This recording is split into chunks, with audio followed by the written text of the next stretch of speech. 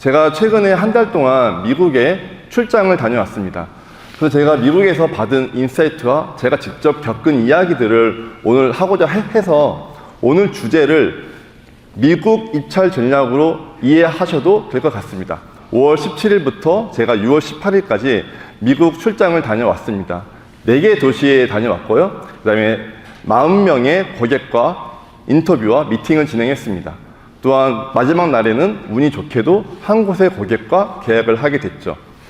저희 미국 출장에 가장 큰 2가지 목적이 있었는데요. 첫 번째는 바로 APMP, 미국 최대 입찰 전문가 협회가 있습니다. 거기서 전시회를 시작했는데 예시비라는 데서 전시회를 했습니다. 전 세계에 있는 입찰 전문가들이 와서 자기네 컨퍼런스를 열고 발표를 하고, 근데 여러분들 아시아인이 미국에 가서 우리가 미국 입찰 제일 잘할 수 있어 라고 하면 어떤 느낌일까요?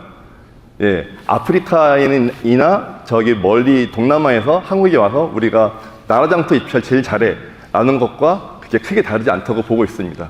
그래서 어떻게든 튀어보려고 보시는 바와 같이 마리오 복장을 하고 루이지 복장을 하고 이런 식으로 고객을 만들었습니다. 근데 저희가 이 전시회를 끝나고 그 다음에 정부 입찰 성지인 워싱턴 DC, 버지니아 쪽으로 출장을 갔습니다. 사업 개발이 2번째의 가장 큰 목적이었죠.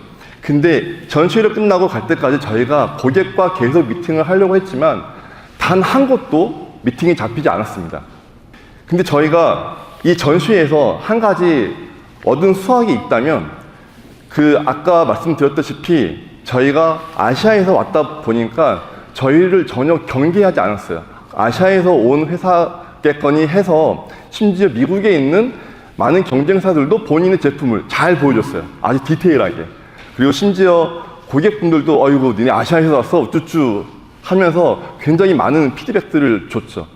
그걸 통해서 느꼈던 게 저희가 입찰 분석 솔루션을 들고 갔는데 이거에 대한 반응은 없었고 사전 영업에 대해서 정말 중요하다라는 메시지를 많이 받았습니다. 그래서 저희가 미팅 요청할 때 입찰 분석이 아닌 프리-RFP 툴이라고 메시지를 바꿨습니다. 그랬더니 한 건도 안 잡히던 게 3주 만에 40건의 미팅을 잡고 왔습니다. 저는 오늘 바로 이 이야기를 하려고 합니다. 그래서 한 달 동안 제가 초등학교 때 일기를 적고 그 이후로 적은 적이 없는데 이 한 달 동안 저는 매일매일 비즈니스 일기를 적었어요. 2가지 목적이 있는데 첫 번째로는 이 미국에서의 출장 동안 쌓였던 이 기록들을 휘발되지 않게 데이터로 갖고 있어야겠다. 그리고 2번째는 저희가 미국 출장을 3명이서 갔는데 한국에 있는 14명의 팀원들한테 공유를 해줘야겠다. 그리고 또 오늘 같은 이런 컨퍼런스 때 나의 이야기를 정리돼서 한번 이야기를 해봐야겠다 했는데 한 20건의 일기를 빼빼히 적고 나니까 어디에서 인사이트를 얻을지 정확히 감이 오지 않더라고요. 그래서 저희가 AI 회사다 보니까 이것들을 모든 일기들을 AI에 넣고 내가 미국 출장 동안에 가장 중요했던 키워드들을 한번 뽑아봐. 그랬더니 이제 다음과 같이 이제 뽑았습니다. 중요한 순대로 뽑게 됐죠. 아까 김용기 대표님이 잠깐 말씀하셨던 릴레이션십 빌딩, 이게 가장 크죠. 신기하죠. 그리고 프리-RFP, 그 다음에 마켓 아이덴티피케이션, 그 다음에 캡처, 쉐이핑 이런 얘기들이 있습니다. 왜 이렇게 많은 키워드들이 있을까? 바로 이 미국 땅에서 이 사전 영업, 이 관계가 굉장히 중요했기 때문입니다. 그래서 제가 느낀 인사이트는 제안서 물론 중요하지만 이 미국 땅에서 이 관계의 싸움이 굉장히 중요하다고 느꼈습니다. 근데 관계는 사실 미국뿐만 아니라 한국이나 이 아시아 등지도 똑같이 있잖아요. 우리가 좋아하는 미생의 한 장면을 보시게 되면은 이 미생에서도 이 파트너 관리가 어찌 보면 이 사업의 핵심이다. 그래서 관계가 중요하다. 근데 이게 비단 중국에서는 그럴까? 한국에서 똑같이. 근데 제가 여기에 AI로 하나만 덧붙여서 미국이야말로 관계가 전부다. 이런 형태로 또 하나의 사파를 만들었습니다. 그러면 여기서 관계가 무엇일까요? 여기서 말하는 관계가 정말로 술 먹고 사우나 가고 다 했어 이런 게 관계일까요? 예, 아까도 김영기 대표님 말씀하셨지만 여기서 말씀드리고 싶은 거는 미국에서의 관계는 그런 단순한 친분의 깊이가 아니라 바로 고객과 함께 이 고객을 성공시키는 코크리에이션 하는 거다라고 많은 미국에 있는 전문가들이 저희한테 피드백을 주었습니다. 그러면 공동 설계를 어떻게 할까? 이거를 알기 위해서는 미국 입찰을 이해해야 됩니다. 그래서 미 연방 입찰의 3단계를 잠깐 설명해 드릴게요. 네, 첫 번째로는 사전 영업, 그리고 두 번째로는 참여 여부를 결정하는 거, 세 번째로는 제안서 작업. 똑같은데? 그쵸? 한국이나 미국이나 똑같죠? 근데 여기서 가장 큰 차이가 아까 김영기 대표님 말씀하셨지만 바로 이 캡처 매니저라는 게 있어요. 저는 비드 매니저, 입찰을 관리하는 사람, 프로포절 매니저, 제안서를 잘 쓰는 사람. 이건 너무 익숙한데 이 캡처 매니저는 굉장히 생소했습니다. 저도 15년 동안 영어를 쓰는 아시아에서 가장 잘 나가는 도시인 싱가포르와 홍콩에서 일을 했지만 저는 사실 이 캡처 매니저라는 얘기를 잘 들어본 적이 없어요. 근데 미국에서는 공식적인 명칭이 있더라고요. 그럼 이 캡처 매니저가 어떤 일을 하느냐? 네, 첫 번째로는 이 마켓의 기회를 탐색한다. 그리고 분석한다. 전체적인 마켓을 오케스트라 지휘자처럼 이제 탐색을 하는 거죠. 그리고 두 번째는 탐색을 했을 때 기회를 잡으면 그 관계를 구축한다. 그리고 그 관계를 구축한 뒤에는 이제 입찰 전략, 아까 많이 말씀해 주셨던 이 입찰 전략을 수립하는 사람들. 근데 이게 그렇게 중요할까? 꼭 해야 할까? 왜 이렇게 관계를 중요하게 생각하지? 그에 대한 답이 Y 캡처. 이 아서라는 친구는 이제 미국에서 저희가 2번이나 만난 친구인데 프로포절 AI, 제안서 AI를 만드는 스타트업의 대표입니다. 그래서 이 친구는 그때 프로포절 AI를 만들었고 근데 저희는 캡처 AI를 만들 거다라고 했는데 어제 본인 링크드인에 갑자기 이런 글을 올리더라고요.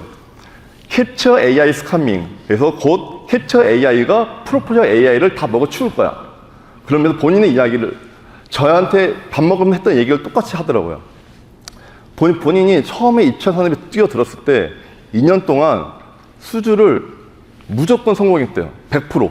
근데 본인이 능력을 인정받아서 다른 데 스카웃을 됐는데 곤두박질 쳤다는 거죠. 그 수주율이. 똑같은 사람, 똑같은 제안서로 똑같이 최선을 다했는데 왜 달라졌을까? 캡처 때문이다 라고 말을 하더라고요.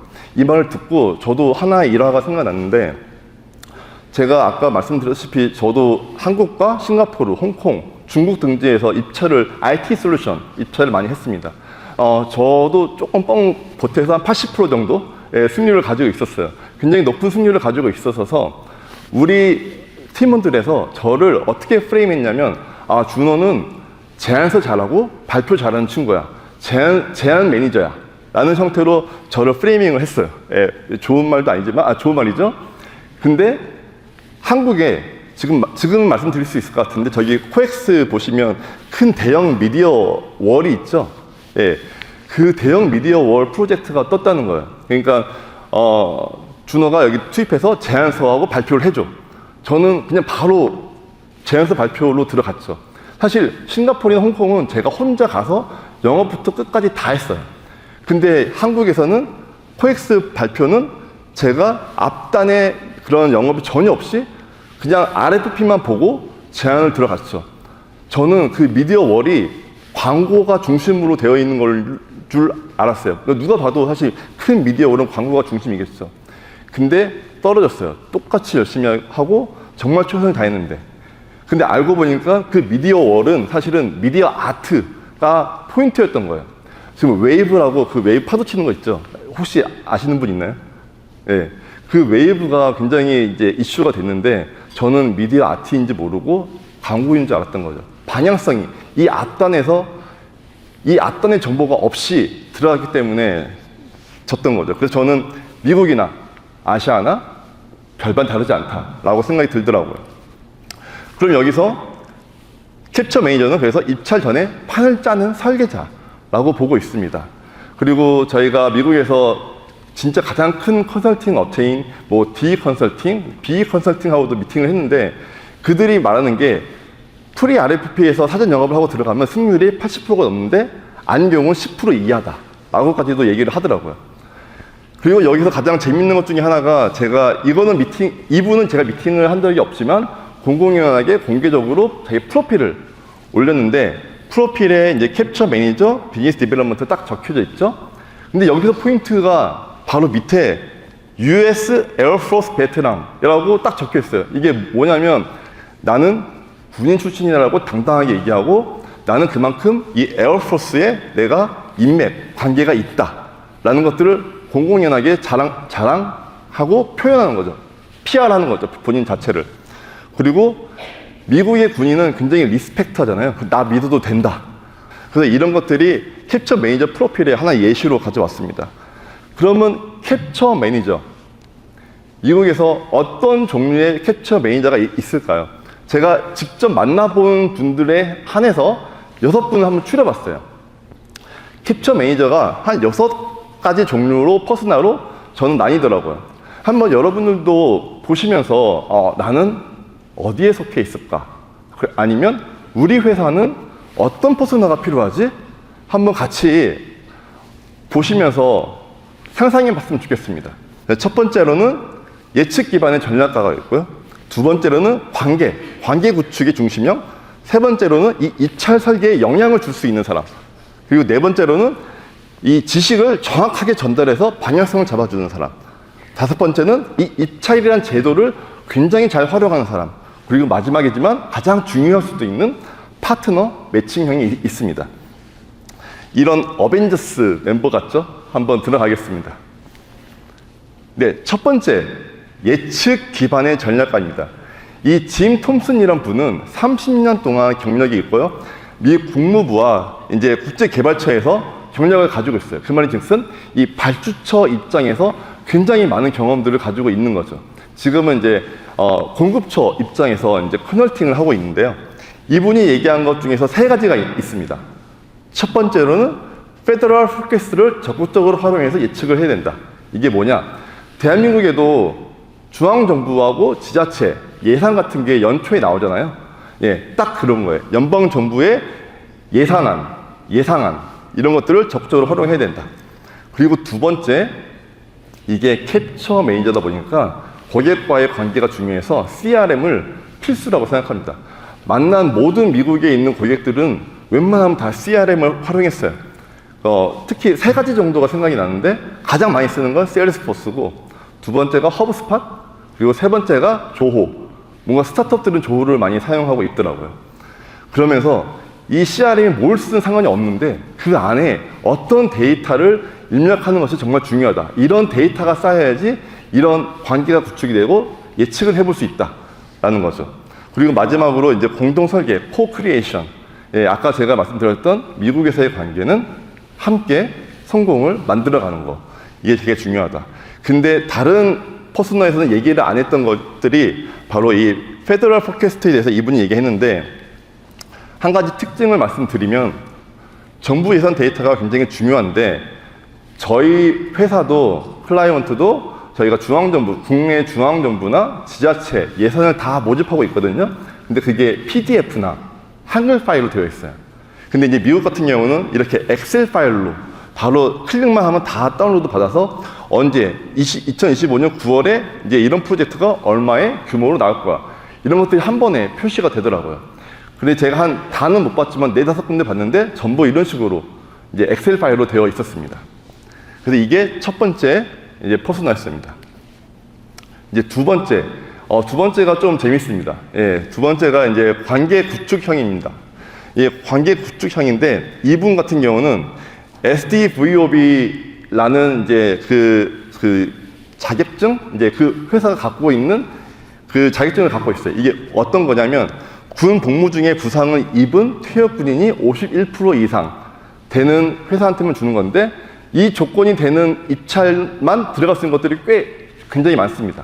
그래서 그런 분인데 이분이 정부의 관계 형성에서 어디까지 해봤냐면 이제 업워크라고 이제 그러니까 미국판 크몽이 있어요. 여기서 정부 관계자들이 프리랜서를 찾기 위해서 많이 공고를 올리고 가끔은 작은 프로젝트 같은 경우도 올린다는 거예요. 왜냐? 트럼프하고 일론 머스크 도지 때문에 이 산업이 지금 좀 많이 죽어 있어요. 그러다 보니까 이 프리랜서, 그러니까 사람들도 많이 잘렸죠. 그러다 보니까 프리랜서들을 많이 고용하는 거예요. 그러니까 여기에서 우리 회사를 노출시켜야 된다. 그러면서 정부 관계자와 관계를 맺어야 된다. 라고까지 말씀해 주셨고, 노출된다는 건 비지빌리티 스코어, 노출되는 우리 회사의 점수, 이게 굉장히 중요하다고 말씀해 주셨어요. 그리고 가장 강조하고 싶은 게 바로 이 capability statement를 적극적으로 활용해야 된다. 이게 뭐냐면 회사 역량 소개서예요. 네. 근데 한국에서 말하는 회사 소개서와는 많이 달라요. 예, 차이점을 한번 설명해 드릴게요. 이 한국식 회사 소개서는 보통 10페이지 정도로 되어 있잖아요. 파워포인트로. 근데 이제 미국에서는 한두 장으로 구성이 되어 있습니다.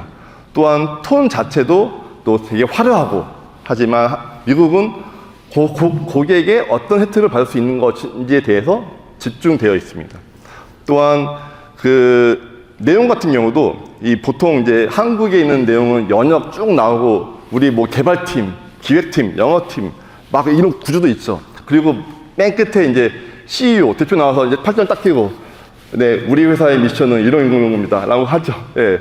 그런 것들이 이제 미국에서는 없습니다. 딱 요약 중심에 정말 바이어가 최종 결정에 필요한 내용들만 갖춰져 있는 거죠. 그래서 저희 고객이 저한테 준 capability statement 예시를 한번 가져와 봤습니다. 이게 capability statement고요. 이것만 보고 30초 내에 이걸 다 이해할 수 있어야 돼요.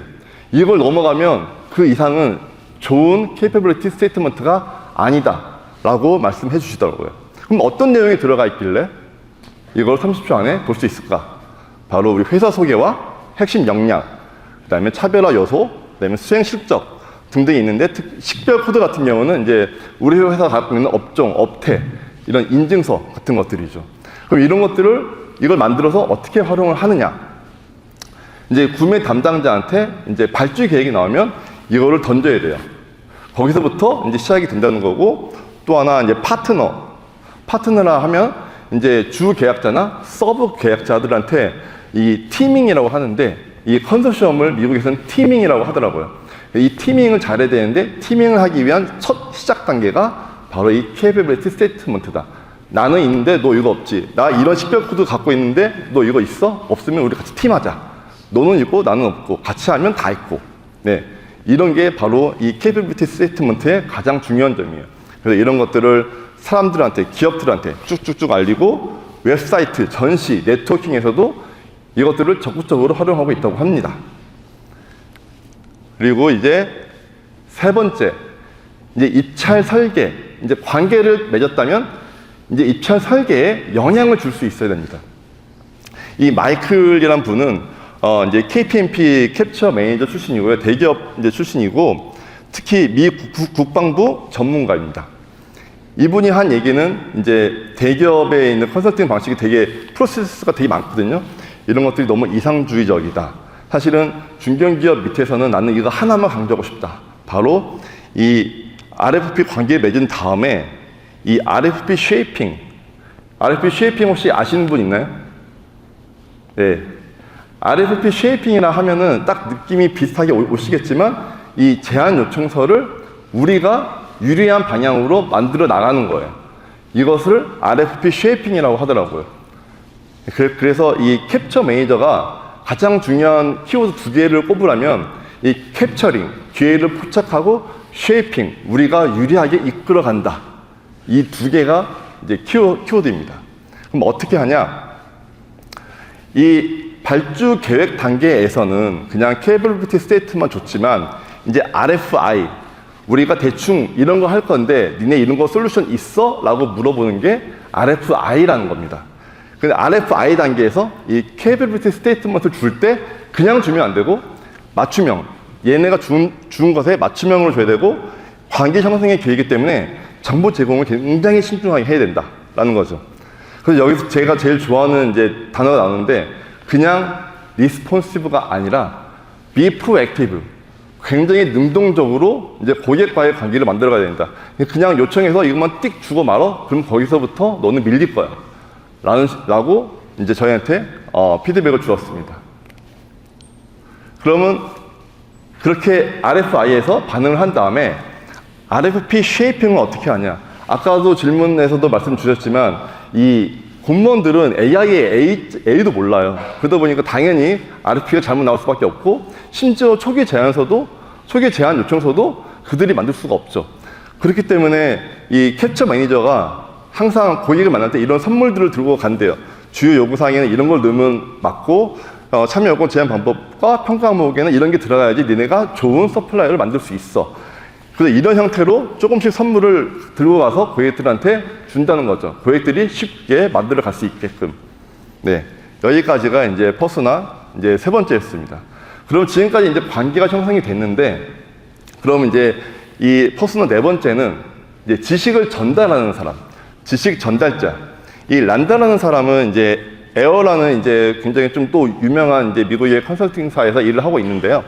이분은 이제 프로포잘 매니저로도 오랫동안 일을 했대요. 그러면서 느낀 게 자기가 프로포절 매니저로 일할 때 캡처 매니저가 굉장히 잘못하고 있는 것 중에 하나가 바로 이 두 매니저들 간의 이 병목 현상이 너무 많이 생긴다는 거죠. 제가 아까 말씀드렸던 프로포절을 아무리 잘 써도 반영을 잘못 잡으면 떨어지는 것처럼. 그래서 팀 내의 정보 흐름의 병목을 문제로 인식을 해야 되고 이 제안팀에 딱 올바른 반영을 줘야 된다. 그리고 섹션 CLM만 봐도 제안의 80%는 이해한 것. 아까 제가 설명드렸던 이 CLM. 이게 이 세 개만 이해해도 이 프로포절 매니저는 충분히 이해를 할 수 있다는 거죠. 그러면 여기서 캡처는 전략을 설계하고 그리고 프로포절은 그 전략을 실행하는 사람. 그래서 사전 영업에서 제안서 작업을 할 때 어떤 항목들을 전달해야 할까요? 예. 그 첫 번째로는 메시지가 굉장히 중요하다고 합니다. 어떤 메시지를 던져줘서 프로포절 매니저가 이 방향성, 첫 번째 이 방향성을 잡게 할 것이냐. 그리고 두 번째는 이제 고객의 페인 포인트가 될 거고 쭉쭉쭉 있는데 이 다섯 번째, 그리고 어떤 팀하고 구성을 할까? 나 혼자 써야 되나? 아니면 어떤 다른 서포트 파트너가 있을까? 그리고 이제 커스터머가 7번 보시면 커스터머가 원하는 표현 방식들이 있어요. 예를 들어서 양방향 교육 플랫폼을 원하는데 나는 좀 멋있게 쓴다고 투웨이 뭐 인터랙티브 솔루션 이라고 쓰면 안 된다는 거죠. 고객이 원하는 용어, 사용하는 언어를 그대로 사용해야 된다. 그리고 패스트 퍼포먼스, 이거 생각보다 중요한데요. 우리가 과거에 어떤 레퍼런스를 활용해서 이 제안서를 써야 되는지 거기까지 캡처 매니저가 프로필 매니저 알려줘야지 정확하게 방향성을 잡고 사용할 수 있다라는 거죠. 그리고 마지막으로는 가끔은 이런 입찰들이 있어요. 우리 회사가 잘하긴 하지만 전문가 도움이 필요할 때, 예를 들어서 국방부, 우리는 IT 솔루션인데 국방부 IT 솔루션이 필요해. 그럼 국방부 전문가가 옆에서 붙어줘야 된다는 거죠. 거기까지 해줘야지 이제 최고의 캡처 매니저가 전달하는 걸 다 전달할 수 있다라는 겁니다. 네. 그리고 이제 다섯 번째, 거의 다 왔습니다. 네, 다섯 번째가 제도 최적화 전략가. 이 스티브 스켈돈 같은 경우는 이 APMP 그 글로벌 전문가 제안 전문가 협회 14년 동안 이제 이사회 멤버로 있었고요. 지금 현재는 IT 기업의 이제 캡처 매니저로 일을 하고 있습니다. 네, 이분 같은 경우는 이 컨트랙트 베이클이라는 용어를 굉장히 많이 사용을 했는데 저도 지금도 이게 약간 익숙치는 않아요. 베이클이 이제 뭐 선박, 뭐 우리가 버스 탈 때 뭐 차 뭐 이런 거잖아요. 운송 수단. 근데 여기서는 이제 계약 수단이라고 사용하더라고요. 근데 계약의 방법이 여러 가지가 존재하잖아요. 뭐 예를 들어서 입찰 공고에 정말 RFP가 나와서 들어가는 것도 있지만 뭐 나라장터 쇼핑몰처럼 우리가 다수간 마스 계약을 하고 우리 제품을 나라장터 쇼핑몰에 올려서 계약을 하는 것들도 있죠. 그런 다양한 종류의 계약 방법을 이 베이클이라고 하더라고요. 그래서 본인들이 잘하는 베이클이 존재해서 그것만 찾아서 돌아다니는 헌터입니다. 네. 그럼 어떻게 하느냐? 네. 이게 왜 하냐? 그러면 왜 하냐? 바로 RFP, 경쟁 없이 계약을 가능하게 하는 수단이에요. 그리고 이거는 한번 등록이 되면 지속적으로 반복 매출을 가져갈 수 있기 때문에 자기는 이것만 한대요. 이 계약 컨트랙트 베이클 중에서 IDIQ라는 게 있어요. IDIQ가 일단 계약은 해놓지만 납기 일이나 수량은 정해놓지 않아요. 고객이 필요로 할 때마다 너네한테 태스크를 줄 테니까 그때마다 제공해줘. 라는 건데 이 친구가 뭐 한다고요? 컨설팅. 컨설팅은 한 번 해서 끝나지 않아요. 여러 번, 지속적으로 반복이 되는 거죠. 그러니까 한 번 IDIQ, 이 컨트롤 베이클에 들어가면은 반복적인 매출이 생긴다는 거죠. 그래서 이 친구는 이렇게 계약 제도를 활용해서 많은 매출을 공공 입찰해서 올리고 있습니다. 그리고 마지막입니다. 마지막이지만 저는 제일 중요하게 생각하는 부분입니다. 파트너 매치형 전략가. 네. 이분은 이제 닐이라는 친구인데 미국 공공 입찰 분야에서 가장 유명한 인플루언서예요. 예. 가브콘 이너 박사라는 회사 대표이기도 하지만 저 회사는 유명하지 않는데 이 대표는 엄청 유명해요. 왜냐하면 그 10년 동안 매일 점심 12시만 되면 라이브 방송을 켜요. 그리고 입찰에 대한 팁을 조금씩이라도 매일매일 전달해요. 그래서 이게 10년이란 이 기간이 쌓이면서 이 링크드인 팔로워도 뭐 4만 명이 넘고요. 굉장히 유명한 인플루언서. 제가 만난 모든 그 미국에 있는 사람들이 다 이 친구를 알더라고요. 근데 이 닐이라는 친구가 가장 강조한 게 바로 이 티밍. 예, winning is about being the prime. 니네가 주요 계약자가 될 필요 없다. 이거는 티밍이 가장 중요하다라는 것들을 지속적으로 강조하더라고요. 특히 이거는 이제 대기업 말고 중소기업, 중견기업 이하를 타겟으로 하는 말이었어요.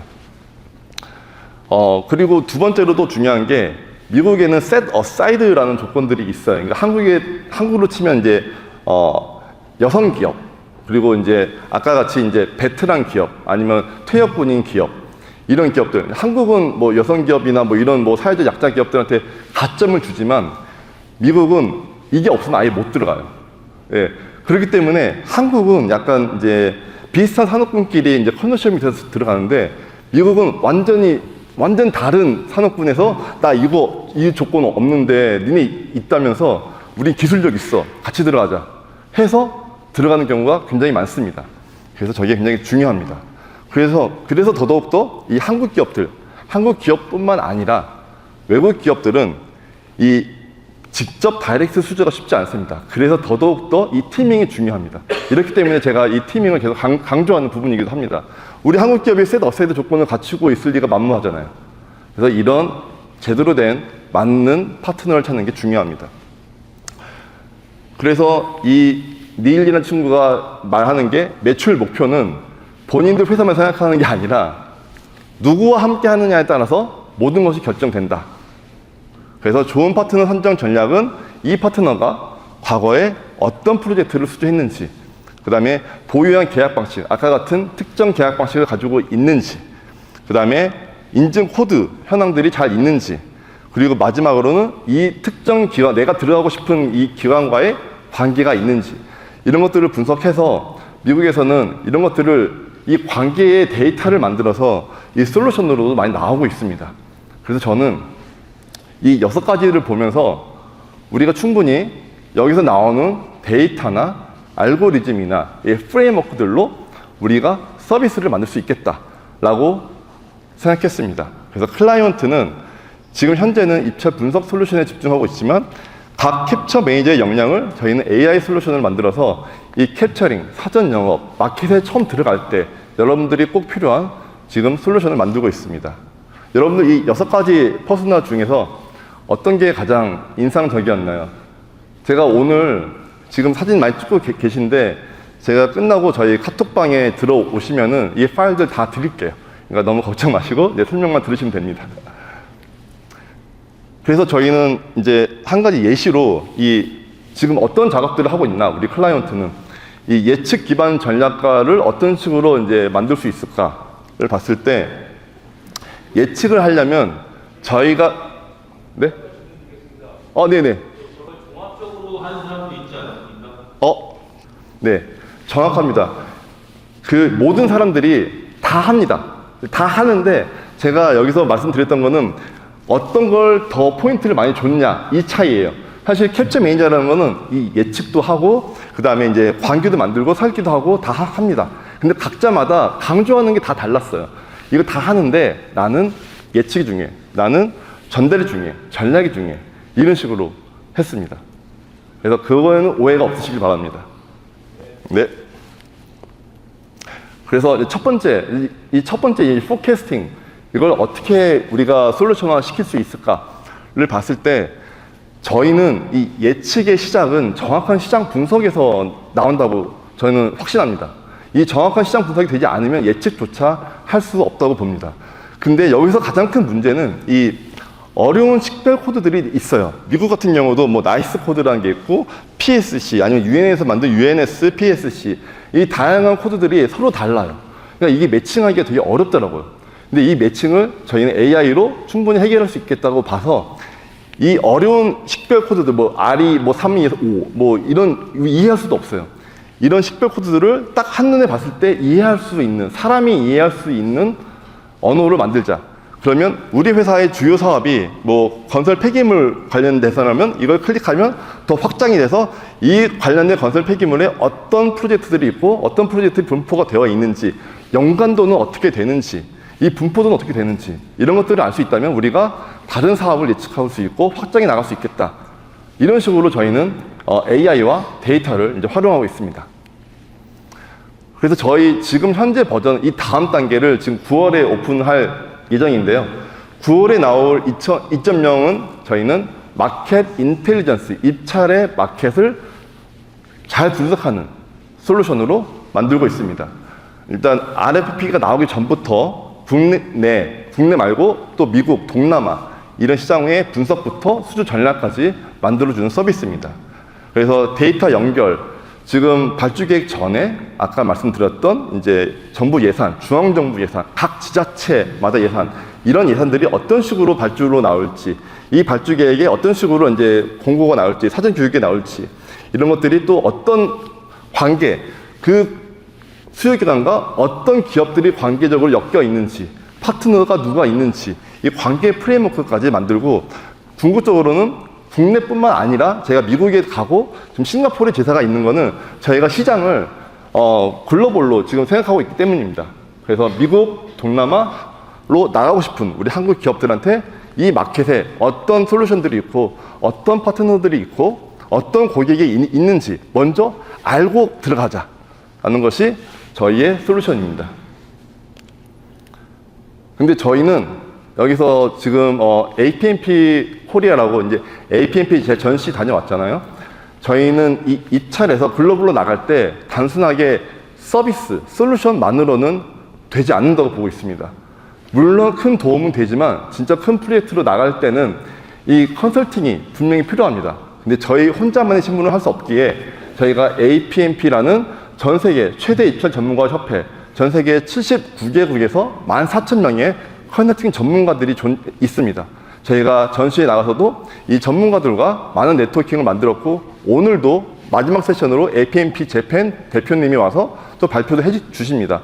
이런 것처럼 글로벌 네트워킹을 확장해서 한국의 기업들이 큰 프로젝트를 따고 싶은 글로벌 기회가 생겼을 때 저희가 솔루션과 컨설팅으로 함께 도와드리겠습니다. 물론 이 너무 큰 프로젝트 말고 중견급, 중소기업의 프로젝트는 이렇게 컨설팅까지 안 가더라도 저희 클라이언트 내에서 저희가 또 서비스를 함께 도와드릴 수 있습니다.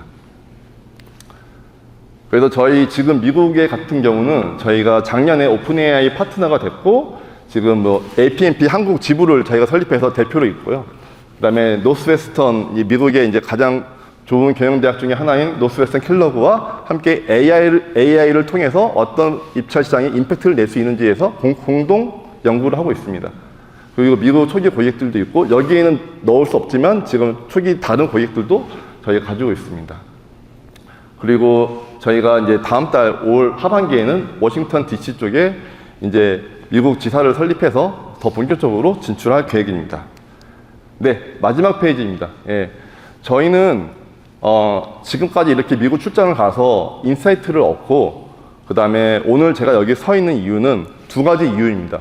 첫 번째로는 저도 15년 동안 이 미국 이 입찰 시장에서 있었지만 이 굉장히 비효율적이고 어떻게든 사람을 갈아 넣는 이곳에서 어떻게 하면 이 각 산업군에서 다 유의미한 일들을 하고 있는데 이런 것들을 어떻게 데이터화 시키고 시스템화 시키고 효율화를 만들 것인가, 그리고 선진화된 문화, 입찰 시스템 이런 것들을 가지고 와서 대한민국의 이런 입찰 컨퍼런스를 매년마다 더더욱 크게, 그 다음에 함께 네트워킹하고 교류할 수 있는 이런 문화로 만들고 싶습니다. 그리고 두 번째는 여러분들 오늘 참여 많이 해주셨는데 한국에 있는 중소, 중견, 대기업들이 해외로 뻗어나갈 때 우리 클라이언트가 입찰을 통해서, 프로젝트를 통해서, 그 다음에 팀, 파트너를 통해서 해외 진출을 용이하게 할 수 있도록 만들어 드리겠습니다. 네, 오늘 참여해 주셔서 감사합니다. 감사합니다. 저희 혹시 질문 있으신 분들은 손 들어주시면 저희가 마이크를 좀 전화드리겠습니다.